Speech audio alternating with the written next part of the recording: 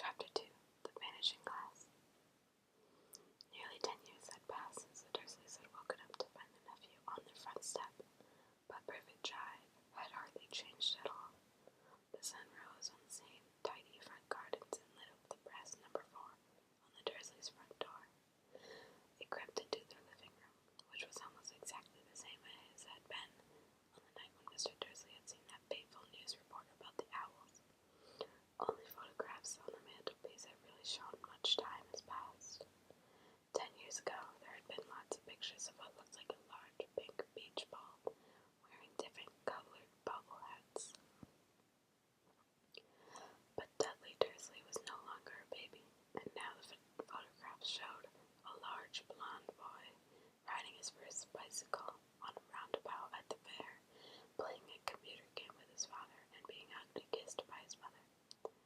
The room held no sign at all that another boy lived in the house too. Yet Harry Potter was still there, asleep at the moment, but not for long. His Aunt Petunia was awake, and in her shrill voice, which made up the first noise of the day, "Up! Get up! Now!" Harry woke with a start. His aunt rapped on the door again. "Up!" she screeched. Harry heard her walking towards the kitchen, and then the sound of the frying pan being put on the cooker. He rolled onto his back and tried to remember the dream he had been having. It had been a good one. There had been a flying motorbike in it. He had a funny feeling he'd had the same dream before. His aunt was back outside the door. "Are you up yet?" she demanded. "Nearly," said Harry. "Well, get a move on. We want you to look after the bacon. And don't you dare let it burn. I want everything perfect on Dudley's birthday." Harry groaned. "What did you say?" His aunt snapped through the door. "Nothing, nothing." Dudley's birthday. How could he have forgotten? Harry slowly got out of bed and started looking for socks. He found a pair under his bed, and after pulling a spider off of one of them, he put them on. Harry is used to spiders because the cupboard under the stairs was full of them, and that's where he slept. When he was dressed, he went down to the hall to the kitchen, and the table was almost hidden underneath all of Dudley's birthday presents. It looked as though Dudley had gotten a new computer he'd wanted, not to mention the second television and the racing bike. Exactly why Dudley wanted a racing bike was a mystery to Harry, as Dudley was very fat and hated exercise, unless, of course, it involved punching somebody.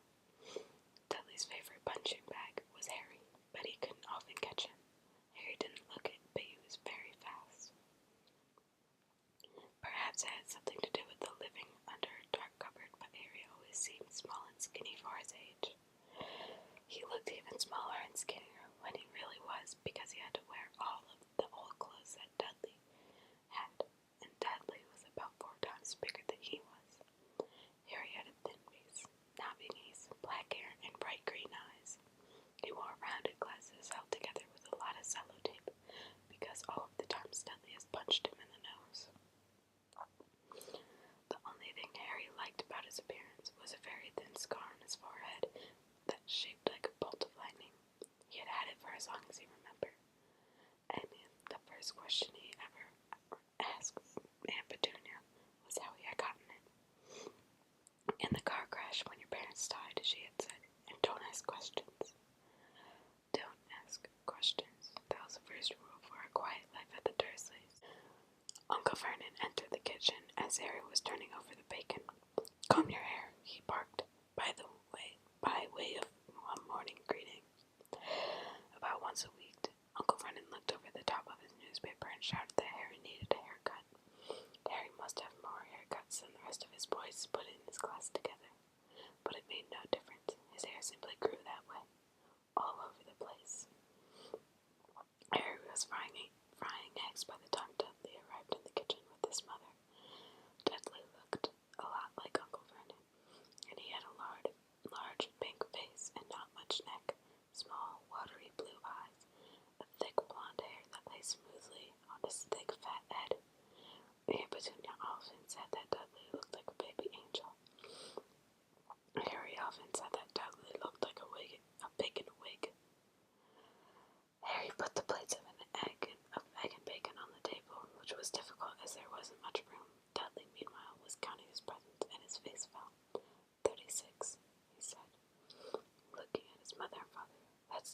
wasn't last year. Darling, you haven't counted Aunt Marge's present, see? It's another big one for Mommy and Daddy. All right, 37 then, said Dudley, going red in the face. Harry, who could see a huge Dudley tantrum coming on, began wolfing down his breakfast as fast as possible, in case Dudley turned the table over. Aunt Petunia obviously scented danger too, and because she said quickly, and we'll go and buy another 2 presents while we're out. How's that, Pumpkin? 2 more presents, is that alright? Dudley thought for a moment, and it looked like hard work. Finally, he slowly said, so I'll have 39 squeals. Oh. Dudley sat down heavily and grabbed the nearest parcel. Alright then. Uncle Vernon chuckled. Little Tyke wants his money worth, just like his father. Atta boy, little Dudley. He ruffled Dudley's hair. At that moment, the telephone rang, and Aunt Petunia went to answer it, while Harry and Uncle Vernon watched Dudley unwrap a racing bike, a cine camera, a remote-controlled aeroplane, 16 new computer games, and a video recorder.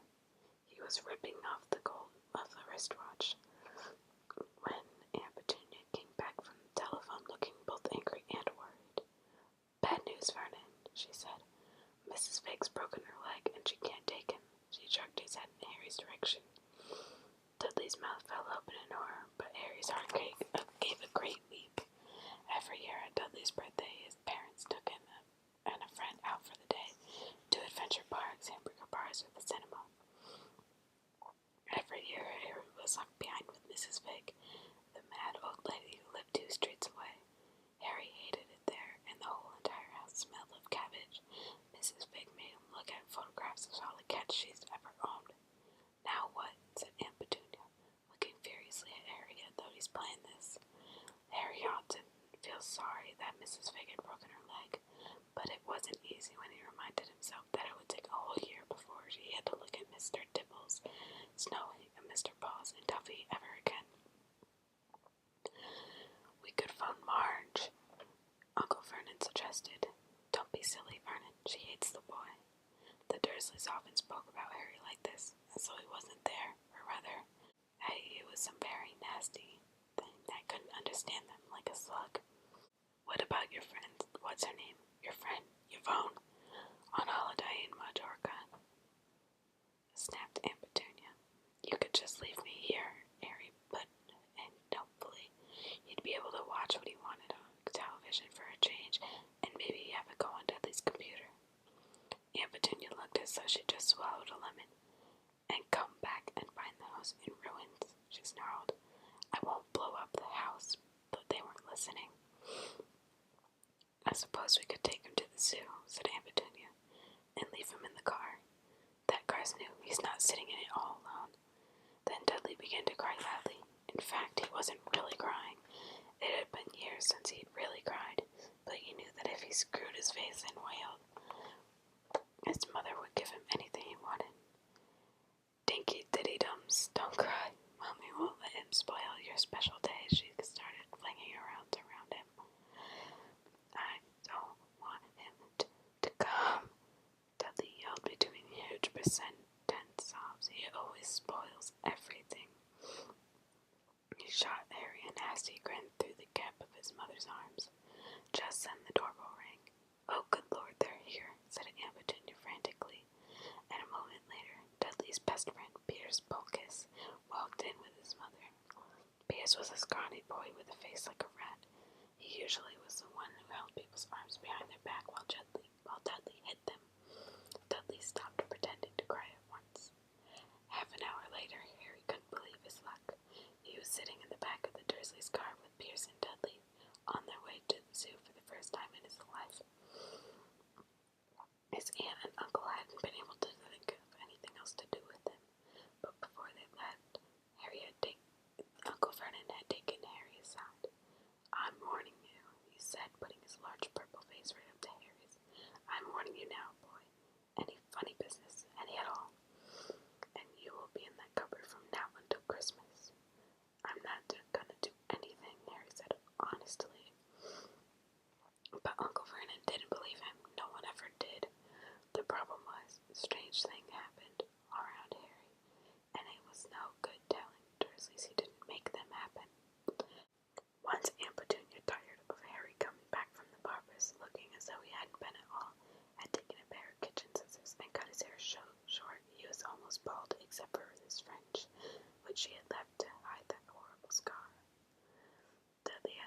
so Celia Harry, who spent a sleepless night imagining school the next day, where he was already laughed at for his baggy clothes and sellotaped glasses. Next morning, however, he had gotten up to find his hair exactly as it had been before. Aunt Petunia had sheared it off. He had been given a week upwards for this. He couldn't even try to explain it. He couldn't explain how it had grown back so quickly. Another time, Aunt Petunia had been trying to force him into a revolting old jumper of Dudley's, browned with orange bubbles. The harder she tried to pull it over his head, the smaller it seemed to become, until finally it might have fitted a glove puppet, but it certainly wouldn't fit Harry. Aunt Petunia decided it must have shrunk in the wash, and to his great relief, Harry was not punished. On the other hand, he got into trouble, terrible trouble, for being found on the roof of the school kitchens. Dudley and his gang had been chasing him as usual when he was at Harry's surprise as anyone else's. He was there, sitting on the roof of the chimney. The Dursleys had received a very angry letter from Harry's headmistress telling them that Harry had been climbing school buildings, but all he tried to do, as he shouted at Uncle Vernon through the locked door of his cupboard, was jump behind big bins outside of the kitchen doors, and Harry supposed the wind must have caught him mid-jump. But today, nothing was going to go wrong, but even with being Dudley and Pierce spending the day somewhere wasn't school, his cupboard, or Mrs. Big cabbage-smelling living room. While he drove, Uncle Vernon complained to Aunt Petunia. He liked to complain about things, people at work, Harry, the council, Harry, the bank, and Harry were just a few of his favorite subjects. This morning, it was motorbikes. Roaring along like maniacs, the young hoodlums, he said as a motorbike overtook them. I had a dream about a motorbike. Harry remembering suddenly. It was flying. Uncle Vernon nearly crashed into the car in front. He turned right around in his seat and yelled at Harry in his face like a gigantic Peteroo with a mustache. Motorbikes don't fly. Dudley and Pierce snickered. I know they don't. It was only a dream, said Harry. But he wished he hadn't said anything. If there was one thing the Dursleys hated even more than him asking questions, was his talking about anything, acting in a way it shouldn't. No matter if it was in a dream or even a cartoon, they seemed to think it might get him dangerous ideas. It was a very sunny Saturday at the zoo. It was crowded with families. The Dursleys bought Dudley and Pierce a large chocolate ice creams to the entrance, and then, because the smiling lady in the van had asked Harry what he wanted before they couldn't hurry him away, they bought him a cheap lemon ice lolly. It wasn't bad either, Harry thought, licking it as he watched Gorilla scratching its head and looking remarkably like Dudley, except that it wasn't blonde. Harry had the best morning he'd had in a long time. He was careful to walk a little way apart from the Dursleys so that Dudley and Pierce, who were starting to get bored from the animals, by lunchtime, they wouldn't fall back to their favorite hobby of hitting Harry. They ate at the zoo restaurant, and when Dudley had a tantrum because the Knickerbocker glory wasn't big enough, Uncle Vernon's bought him another one, and Harry was allowed to finish the first. Harry felt afterwards that he should have known it was all too good to last. After lunch they went to the reptile house. It was cool and dark in here, with lit windows all along the walls. Behind the glass all sorts of lizards and snakes were crawling and slithering over bits of wood and stone. Dudley and Pierce wanted to see a huge poisonous cobra and thick man-crushing pythons. Dudley quickly found the largest snake in the place. It could have wrapped him its body twice around Uncle Vernon's car and crushed it into a dustbin. But at the moment it didn't look in the mood. In fact, it was fast asleep. Dudley stood with his nose pressed against the glass, staring at the glistening brown coils. Make it move, he whined at his father. Uncle Vernon tapped on the glass, but the snake didn't budge. Do it again, Dudley ordered. Uncle Vernon rapped on the glass smartly with his knuckles, but the snake just snoozed on. This is boring, Dudley moaned as he shuffled away. Harry moved in front of the glass and looked intently at the snake. He wouldn't have been surprised if it had died of boredom itself. No company except stupid people drumming their fingers on the glass trying to disturb it all day long. It was was worse than having a cupboard as a bedroom where your only visitor was Aunt Petunia hammering on the door to wake you up. At least he got to visit the rest of the house. The snake suddenly opened its beady eyes and slowly, very slowly, raised its head until its eyes were on level with Harry's. It winked. Harry stared, then looked around quickly to see if anyone was watching. They weren't. He looked back at the snake and it winked too. The snake jerked its head toward Uncle Vernon and Dudley and raised its eyes to the ceiling. It gave Harry a look that said, "Oh, so obviously. I get that all the time." "I know," Harry murmured through the glass. He wasn't sure the snake could hear him. "It must be really annoying." The snake nodded vigorously. "Where do you come from, anyways?" asked Harry. The snake jabbed its tail at the little sign next to the glass, and Harry looked at it. "Boa constrictor, Brazil." "Was it nice there?" The boa constrictor jabbed its head, and the boa constrictor jabbed its tail at the sign again, and Harry read on. "This specimen was bred in the zoo." "Oh, I see. So you've never been to Brazil?" The snake shook its head. A deafening shout came from behind Harry that made them both jump. "Dudley, Mr. Dursley, come and look at this snake. You won't believe what it's doing." Dudley came waddling towards them as fast as he could. "Out of the way, you," he said, punching Harry in the ribs. Caught by surprise, Harry fell onto the concrete floor.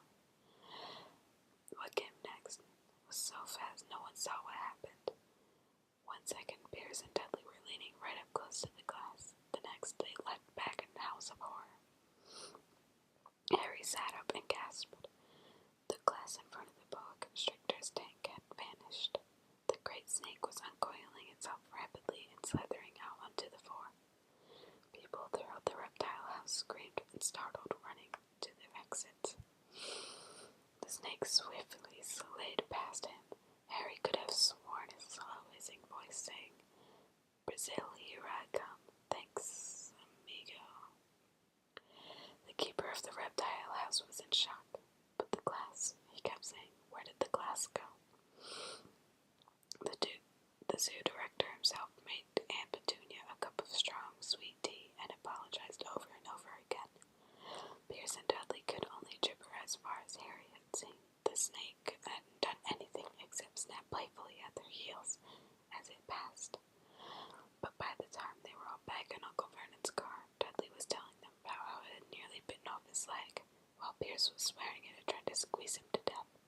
But worst of all, for Harry at least, was Piers calming down enough to say, "Harry was talking to it, weren't you, Harry?" Uncle Vernon waited until Piers was safely out of the house before starting on Harry. He was so angry he could hardly speak. He managed to say, "Go, cupboard, stay, no meals," before he collapsed into a chair and Aunt Petunia had to run to get him a large brandy. Harry lay in his dark cupboard much later, wishing he had a watch. He didn't know what time it was, and he couldn't be sure that the Dursleys were asleep yet. Until they were, he couldn't risk out sneaking for some food. He lived with the Dursleys for almost 10 years. 10 miserable years. As long as he could remember. Ever since he'd been a baby, his parents had died in that car crash. He couldn't remember being in a car crash when his parents had died. Sometimes when he strained his memory during long hours in the cupboard, he came up with a strange vision. A blinding flash of green light and a burning pain on his forehead. This he supposed was the crash, though he couldn't imagine where all the green light had come from. He couldn't remember his parents at all, and his aunt and uncle never spoke of them. And of course he was forbidden to ask questions. There were no photographs of them in the house. When he had been younger, Harry had dreamed and dreamed of some unknown relative coming to take him away. But it had never happened. The Dursleys were his only family, yet sometimes he thought, or maybe hoped, that strangers on the street needed to know him. Very strange strangers they were, too. A tiny man with a violet top hat had bowed to him once while out shopping with Aunt Petunia